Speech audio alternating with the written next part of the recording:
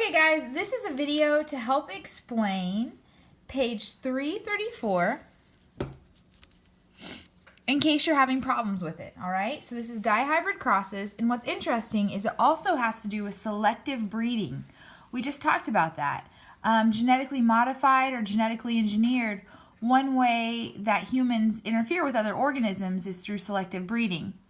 You guys definitely need to read this background because it's a program to help black rhinos thrive in the wild.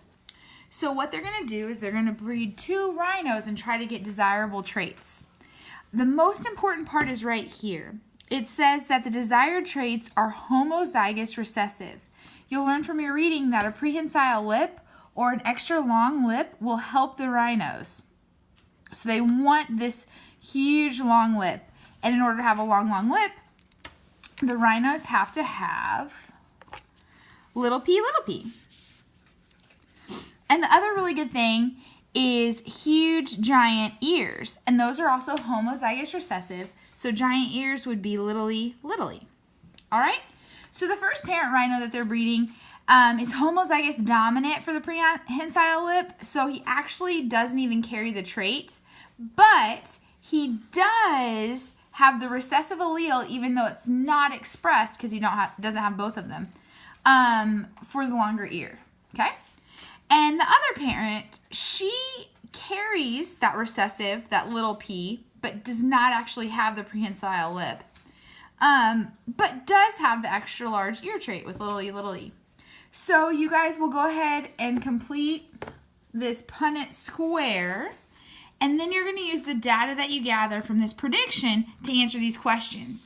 And the questions are a little bit more confusing just because of the verbiage that it uses. So I'll try to break it down for you real quick. The first one is determine the possible genotypes that will produce individuals without an extra long lip trait and do not express the extra large ear trait. What is the frequency? So what could you do with frequency? You guys could do a ratio. You guys could do a simple count how many phenotypes are produced out of the 16 squares, or you could do a percent. Anything I would accept. So you're looking for individuals or offspring that don't have the long lip and do not have the large ears. That means any genotypes that are big P, or big P, little p, plus big E, or big E, little e. Okay? So you'll go through and you'll count how many of those there are out of 16. Okay? And the next question is kind of more the same. So determine the possible genotypes that will produce individuals that have the normal lip. So that would just be the big P, or big P, little p.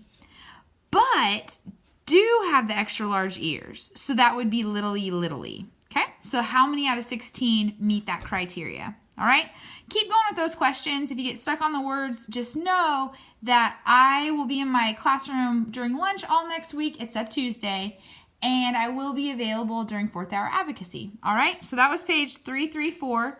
If you're having a lot of trouble with the actual Punnett square, you guys can read page 333. All right, that might help you.